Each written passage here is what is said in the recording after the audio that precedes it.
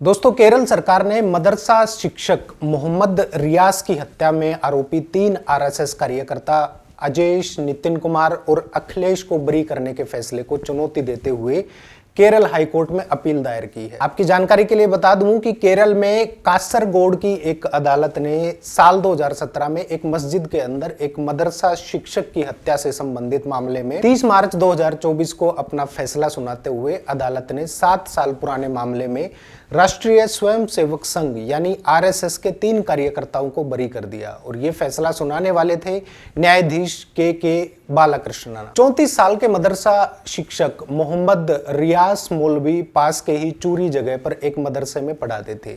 मौलवी की 20 मार्च 2017 को मस्जिद में उनके कमरे में हत्या कर दी गई थी। चूरी में स्थित मयूद्दीन जुम्मा मस्जिद के परिसर में घुसे एक गिरोह ने कथित तौर पर उनका गला काट दिया था।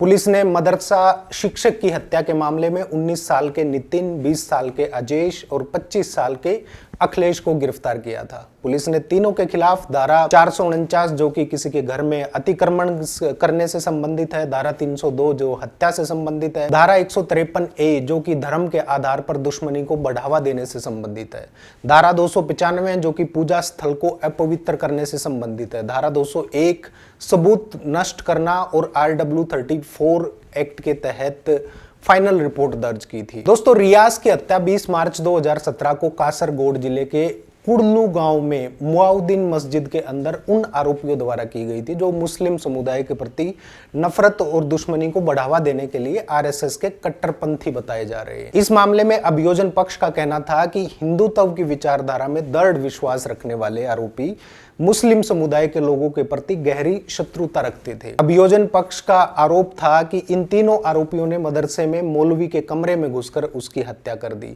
हालांकि अदालत ने इस मामले में तीनों आरोपियों को बरी कर दिया और राज्य सरकार ने इस फैसले को चैलेंज करने का फैसला किया है। दोस्तों, कासरगोड अदालत के सेशन जज ने तीनों आरोपियों को यह कहते हुए बरी कर दिया कि अभियोजन पक्ष उन पिछली घटनाओं को साबित करने में विफल रहा जो हत्या के मकसद या आरोपियों के आरएसएस से जुड़े होने को साबित करती हूं। इस फैसले के खिलाफ राज्य सरकार ने हाई कोर्ट में अपील करके कहा है कि आरोपियों को बरी नहीं किया जाना चाहिए क्योंकि अभियोजन पक्ष ने रियाज की मौत की घटनाओं की पूरी चेन के साथ साथ निर्णायक और पर्याप्त सबूत पेश किए हैं जो आरोपी के अपराध को दृढ़ता से साबित करने के लिए काफी हैं। केरल सरकार ने अपनी अपील में कहा है कि केरल को सामूहिक सद्भाव और सांप्रदायिक शांति पर गर्व है, लेकिन रियाज की हत्या टॉक्सिक कम्युनल एलिमेंट्स की तरफ इशारा करती है। अपील में बताया गया है कि अभियोजन पक्ष ने अभियुक्तों के अपराध को साबित करने के लिए क्लियर, कन्विंसिंग और अनडिस्प्यूटेड सर्कमस्टेंशियल एविडेंस पेश किए हैं। अपील में आगे कहा गया है कि मोटिव और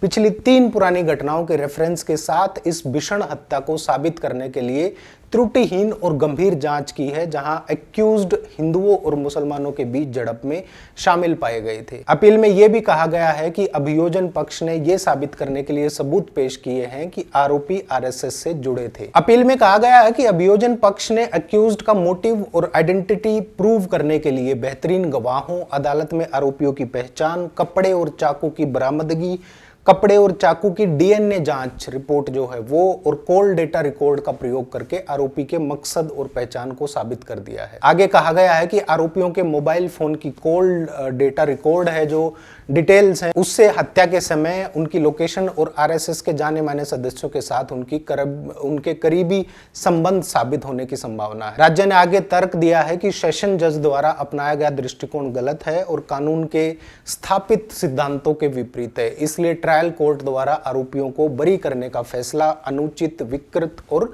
न्यायिक विवेक के लिए चौंकाने वाला है। इसलिए ये अपील ट्रायल कोर्ट के बरी करने के आदेश को रद्द करने की मांग करती है। इस केस का टाइटल है Kerala state versus Ajeesh, Appu and others. दोस्तों, वैसे तो मैं धार्मिक मुद्दों पर किसी प्रकार की टिक्का टिप्पणी नहीं करता, लेकिन इस केस से हटकर व्यक्तिगत रूप से कहना चाहूंगा कि भारत देश में हो रही धार्मिक हिंसाओं की जानबूझकर अनदेखी करना कहीं देश के लिए एक बड़ा खतरा ना बन जाए। क्योंकि मुद्दा ये नहीं है कि धर्म को मजबूत किया जा रहा है, बल्कि सबसे बड़ी चिंता की बात यह है कि कुछ सड़क छाप गैंग छोटी मोटी और बिल्कुल निचले स्तर की हिंसक घटनाओं के साथ एक राष्ट्रवादी हिंदू राष्ट्र के निर्माण की कोशिश जुटे हैं जिनका धर्म से दूर दूर तक कोई लेना देना नहीं है। क्योंकि उनको हिंदू धर्म का ज्ञान ही नहीं है। ये ऐसे ग्रुप्स देश के यूथ को, खासकर 15 से 30 साल के बच्चों को एक खास तरह की सांप्रदायिक हिंसा में शामिल कर रहे हैं। सांप्रदायिक हिंसा पहले भी होती रही है, लेकिन तब कम से कम संस्थाओं की सर्वोच्चता को चुनौती नहीं मिलती थी। लेकिन आज देश की टॉप संस्थाओं की जांच और कार्यशैली पर वो लोग सवाल खड़े कर रहे हैं जो कहीं ना कहीं खुद ही ऐसी हिंसाओं के लिए जिम्मेदार हैं। दोस्तों, आप मानो या ना मानो, लेकिन सांप्रदायिक दंगों में हिंसा का स्तर और इसके परिणाम स्वरूप होने वाली मौतों में साल 2008 से 2011 के बीच कमी आई थी और इसके बाद साल 2016 तक इनमें फिर से तेजी दिखी थी। इतना ही नहीं, आज हमारे आसपास कुछ नया भी घट रहा है। आपने ध्यान नहीं दिया होगा शायद, लेकिन धार्मिक प्रचारकों या स्थानीय नेताओं के पाले हुए कुछ सड़क छाप गैंग संगठन बनाकर छोटी मोटी और निम्न स्तर की हिंसात्मक घटनाओं से डर का माहौल तैयार करके एक जबरदस्ती थोपे जाने वाले हिंदू राष्ट्र के निर्माण की कोशिश में जुटे पड़े। ये गैंग हमारे खान पान, हमारे पहनावे, हमारे रिश्तों और यहाँ तक कि ये हमारी बातचीत पर भी नियंत्रण करने की कोशिश कर रहे हैं। कहीं हिंदू महिला के साथ पाए जाने वाले मुस्लिम को पीटा जा रहा है, तो कहीं मुस्लिम महिला के साथ पाए जाने वाले हिंदू पुरुष को काट दिया जाता है। धर्म देखकर रेहड़ी पटरी वालों पर हमले किए जा रहे हैं। मंदिर परिसर में मुस्लिम दुकानदारों के व्यापार पर प्रतिबंध लगाया जा रहा है। गाय की आड़ में लोगों को मार दिया जाता है और वही गाय रोड पर एक्सीडेंट में चोट खाकर रोड के किनारे तड़प तड़प कर मर जाती है, लेकिन उनकी सुध लेने वाला कोई संगठन नहीं पहुंचता। सरकार के पास भले ही ऐसी मार पिटाई, लिंचिंग और धमकियों से जुड़े आंकड़े ना हो, लेकिन निराशाजनक ढंग से इस तरह की घटनाएं लगातार हो रही हैं, जिनको पुलिस इन्वेस्टिगेशन में कोई और ही रूप दे दिया जाता, ताकि धार्मिक हिंसा से जुड़े आंकड़ों में बढ़ोतरी ना हो पाए और सरकार अपने बचाव में आंकड़ों में गिरावट दिखा सके। आप लोग क्या कहते हैं इस माहौल के ऊपर, जो एक इस तरह का माहौल तैयार कर दिया गया है कि हर तरफ ऐसा प्रतीत होता है कि जैसे हर कोई एक बारूद का ढेर बनाकर बैठा है और पता नहीं कब फट जाए। क्या लगता है आप लोगों को ऐसे माहौल को देखकर? अपनी राय नीचे कमेंट करके जरूर बताइए। नमस्कार।